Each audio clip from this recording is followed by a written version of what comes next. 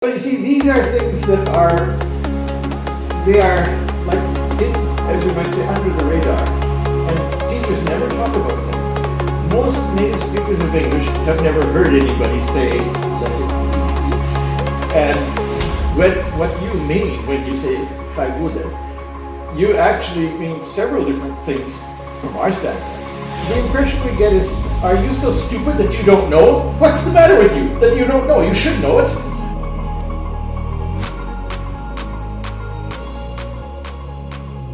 Hi guys! Today I would like to introduce you Don. Don is a language instructor. He speaks 6 languages. And today we're going to tell you about some tricks and tips and share some very important and interesting information. So, hello Don! How are you today? Fine. Great! So, to start, can you tell us about your background? Well, I was born and raised in Saskatchewan in Western Canada. And my father was from a German background, and my mother was a mixture of English and Irish and Scottish, like many people are in Canada. And so I grew up on a farm, and I never imagined that I would ever speak any other language except English. But life took many different turns, and eventually I found myself in Europe. And there were reasons to learn other languages. So that's, first of all, of course, we learned French at school, and then at university I started studying German and a little bit of Spanish. But it was many years later that I had a chance to start learning Ukrainian, and it was kind of like an accident, because a friend of mine who was already a teacher in Lutsk invited me to come and visit him, and I was there for a few weeks, and then he invited me to come back the following year when he saw that I enjoyed it there. So I did that every year for several years. And finally I decided I think I will stay. So I stayed for 15 or 16 years, and I enjoyed it very much. But one interesting little footnote, you could say, is that my father's parents were all German people, but they were born fairly near to Lutsk.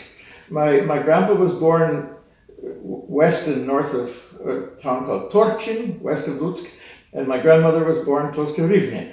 So it was very interesting for me to be right back in the place where my grandparents were born. And I had never dreamed that such a thing would happen. And yet I had been interested in my family's history from the time when I was a teenager. So this all kind of fit together. And I even was able to find material in the archives in Lutsk that had information about my own family that I never thought I would find. Wow. So it was very exciting for me to find this kind of information right there in Lutsk. Wow, that's just great. And it was unplanned, right? Yeah, I didn't really put all those pieces together until I was there. I got thinking, Volyn. Oh yeah, that's Volhynia. Because in English, the historical name of Volyn is Volhynia. Right. And so I began to study the situation a bit more, and I was very lucky because we have some old family documents from my family when they lived in that area. So that made it possible to put the story together a lot more than would normally be possible. So I really enjoyed that. So, Don, what is your process of teaching languages? Well, I find it very important to adapt my approach to the person I'm teaching or to the people I'm teaching, because one process doesn't fit every single learner of the language. And it also is connected with the language goals of the people I'm working with. Some people are very interested in learning to write correctly and to understand all the grammar problems that they might have. And other people are not so interested in that, but they really want to try and work on spoken language. And another thing is related to the problems. There are some people that have the kind of aptitude that enables them to reproduce the right sounds very quickly, and they don't need much correction. They can just, as they listen and as they watch someone speaking, they can sort of feel what they must do with their mouth to produce the right sound. Where for other people, it's quite difficult. And that isn't a problem as far as I'm concerned. It just means that I have to use different tools and different techniques. And the thing that I stress to all of my students, no matter who they are, what their background is, what their what their goals might be, is that I don't want them to feel pressured. I don't want them to be afraid that I'll be impatient with them, or that I'll be angry with them, or that I will laugh at them, because those three things are terrifying for many language learners. So I feel that before I even start to try to teach them any of the things they need to learn, I need to establish an atmosphere for learning and to establish a kind of a rapport with the student so that we can feel comfortable as we work together. Because I know that I'm going to need to correct them again and again. And normally, even if we know that we need correction, there's something inside of us that doesn't really enjoy it. So if we can establish a good atmosphere, well then even this process of being corrected can become a pleasant process. And if my students learn that when they make a mistake, for me that is not something to attack. For me that's a little signal that tells me where we need to work. Well, that's good. It's valuable because that is the first step to making progress. So I tell my students, don't be afraid to make mistakes, because every time you make a mistake, it's actually the first step towards progress. And we want progress. So why be afraid of mistakes? It's all connected.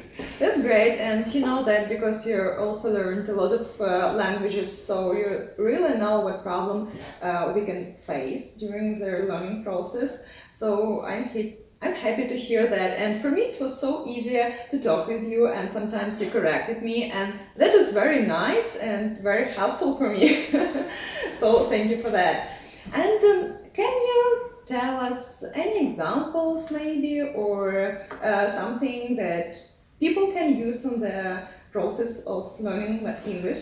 Yeah, I have put a few examples on my sheet here, but one of the things that little by little, as I stayed longer in Ukraine, I began to discover the things that were the biggest barrier to understanding between Ukrainians and English-speaking people.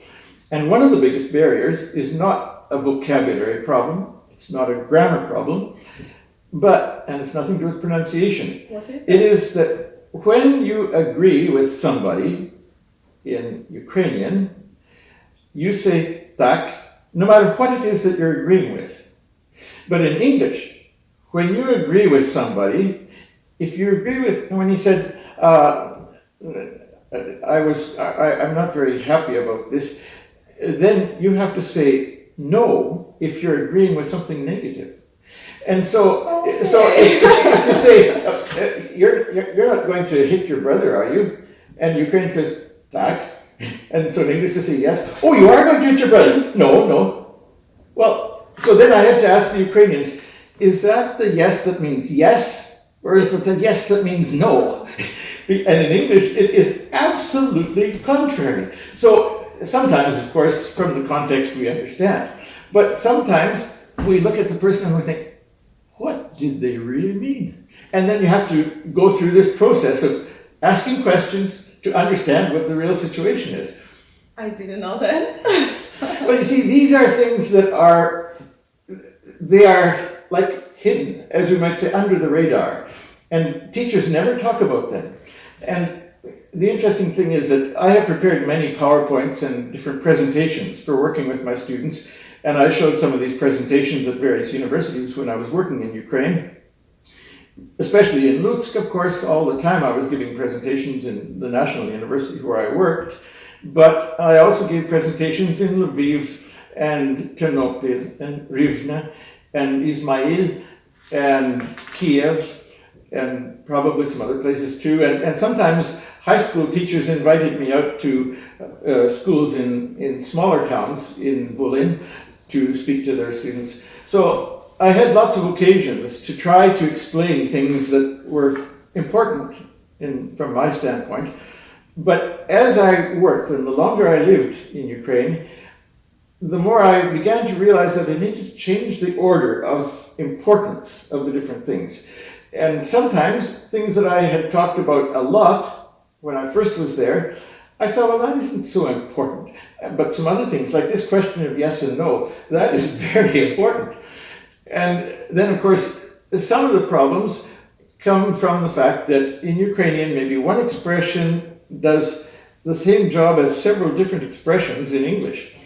And that's something that can often cause difficulty. And I've often given the example with zručno, because it can mean comfortable, like my clothes are comfortable, and we use that word frequently. But if you're talking about a plan that you're going to make, you can't say it won't be comfortable for me to meet you tomorrow. You have to say it won't be suitable or it won't be convenient for me to meet you tomorrow. So one of the things I worked with my students on was what I called multiple equivalents, where one Ukrainian word can mean several different things in English, and you have to think, first of all, which meaning do I need in this situation? So that was one very major part of my teaching. But then there are other things that are just on a very basic level. For example, in Ukrainian, very, very frequently you say будь ласка.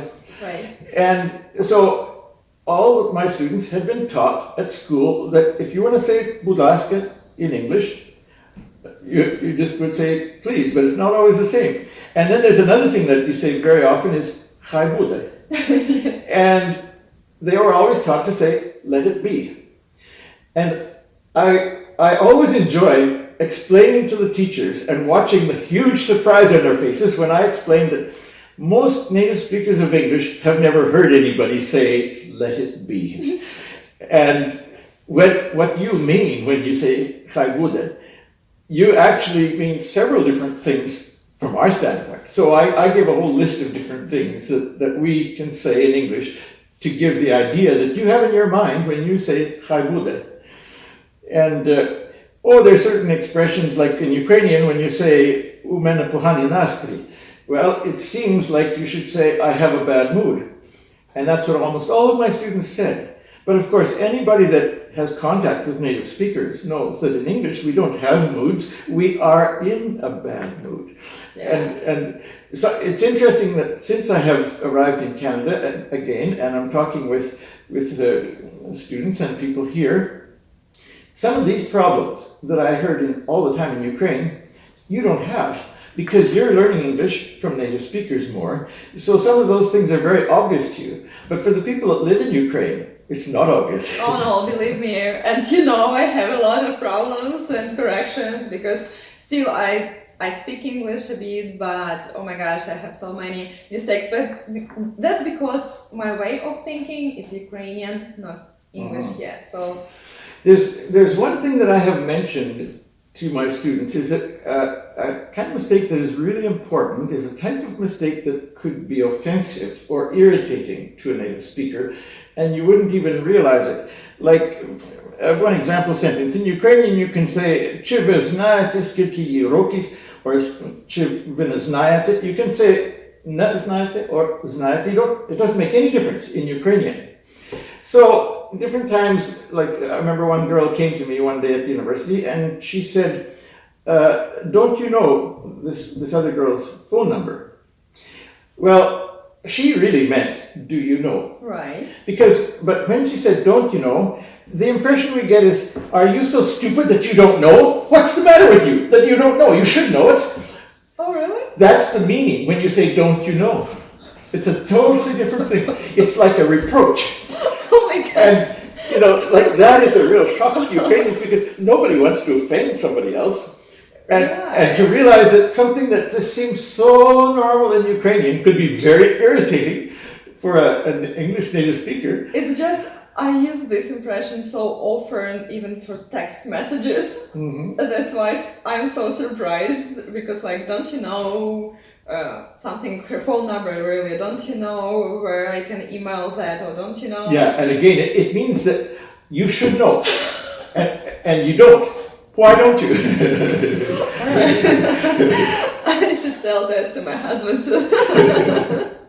But you see, that's one of the reasons why this type of an interview is useful, because this instinct that you have that makes you say that is an instinct that all the people that speak Russian and Ukrainian and related languages are going to make the very same mistake. It's not a personal mistake. It's a general thing from your language background. And because of the way it makes us feel, it's very important to remember that. Yes, sure. That's I'm just so surprised about that because I've never heard from other teachers or from like I even didn't think about that it would be rude to tell a person that And another thing that I thought about and I talked with my students about sometimes is in Ukrainian and Russian and some Western European languages, it's a very common thing to talk about somebody using only his surname. But like I explained to them, if somebody, I heard somebody talking about me, maybe they wouldn't even know that I was listening, but if I heard them say, Don is waiting for me right now, no problem, that's the normal thing. Or if they said, Mr. Puffalt is waiting for me right now, that's normal. But if they said, Puffalt is waiting for me that's like a slap in the face. Oh, really? It's very offensive because if I use the last name, it means I don't like him and I don't respect him. Wow. It's a very big difference. And I remember at school, if I was talking with other children and they talked about me with only my surname, it was offensive. It was not pleasant at all. Did you explain that? I told many things like that to them. Yeah, because I'm sure they didn't want to be rude or something like that. They just didn't know. That's the thing. You see, this is the important part. Is that it's when people are speaking with the best of intentions, never dreaming that there could be something offensive. That's where help is really needed. Yeah. And I know that there are probably many people who will see this video who will never have a chance to speak with me personally and to find out these things from me. But everybody needs to know that. And especially anybody that expects to have direct contact with native speakers. Yeah, that's really essential. Like for me, it's really surprised. I'm in Canada for 2.5 years. I'm learning English for almost 4 years, and I didn't know that things. So thank you, Don, and we will continue with you because I am planning to have some practice and some lessons with Don, and because I feel that I need it, especially after such interviews. Well, you see, the thing that I am happy about is that when I think about working together with Lyudmila, it's not a matter of attacking what is wrong, but it's like taking something that is good and making it better. It's just like when you go over to the wall where there's a picture and it's not quite straight, you don't attack the picture because it's crooked, you just push it a little bit here and doesn't it look nice now? Yeah. So that's the way I think about it. Oh, thank you. I'm so not excited, the world enthusiastic about working with you. Also, another interesting thing is about your books. Can you tell us a little bit? Well, the book that I published that was most often referred to for language study was called Speak Authentic English. And actually we printed many copies of it, and there was a company down in Vinica, Nova Kniha, that published a certain quantity of those books, but unfortunately they've all been sold, and I'm thinking of trying to make a revised version that would be especially dealing with some of these common problems. And and in these books you do have examples in Ukrainian. Oh yes, absolutely. Yeah, so this book it's specialized for Ukrainians. Exactly, right? totally. Yeah, so when I heard that we do have such books, I was so impressed because I didn't know that there is a person in Canada who lived in Ukraine, who learned Ukrainian, and actually Don speaks perfectly Ukrainian. And you published a book for Ukrainians. Oh my gosh, that's so unique. Well, I was surrounded by Ukrainians, and part of the thing is that I know that I can't possibly meet all the people that need help with these things. And when you publish something, it can be passed on to other people and they can study it. And sometimes just hearing about some problem one time isn't enough. You need to be able to go over it again and again and review things. And that's the advantage of having something in book form. Alright, Don. So, with your approval, under my video, I leave your email, and Sure. because I know a lot of people here in Canada, in Moncton, in Nью-Брансвіка, who needs your help, and some of them already asked for that. So, in order to avoid all these questions to me, I'll just leave your email. Sure, that's totally suitable. Okay, perfect. Thank you for that. Do you have any advice for people who is watching us right now and who is afraid of learning English? Well, of course, it depends a lot on your background, and it also depends a bit on your aptitudes with the sounds of the language. And I suppose that what would be useful sometime is to make a separate video where I would talk about some of the biggest problems that Ukrainians have with sounds that they need in English. I might just mention now that what I felt was the biggest pronunciation problem for Ukrainians was correctly forming v and w. Because in Ukrainian, there are many situations where you can switch back and forth, whether it be vchora or vchora, it's all the same for you. But for us, it's not. And the thing that makes this particular sound especially important is it's a sound that we not only hear, it's a sound that we see, because it's made with the lips, which are very visible. So I spent a lot of time explaining to my students what they had to think about when they made that sound. And I would especially stress that when you have the letter W at the beginning of a sentence, or of a word, or even of a syllable, or words like one and once, they start with the letter O, but they start with the sound W. Because W-O-N and O-N-E are the same sound, exactly, one, one. So you have to keep in mind the same problem when you have a word like one and once. So I tell my Ukrainian students, whenever you think of a word like with winter weather, think of your Ukrainian U, and think of what you have to do with your mouth to make U. Winter weather. Because otherwise you might be tempted to say winter weather, and you don't want a V. That is really very unpleasant. So that's something to try to remember. Yeah, thank you, Don. Thank you for all this helpful and very useful information. Definitely, I hope that we'll make other interesting videos for guys who is watching us. And thank you very much for this interview. Thank you for being here and for your huge help for Ukrainians. Well, I'm very thankful, and I really look forward to continuing to cooperate with Ludmila, and maybe sometimes sharing some things with her followers. Thank you. Bye-bye, guys.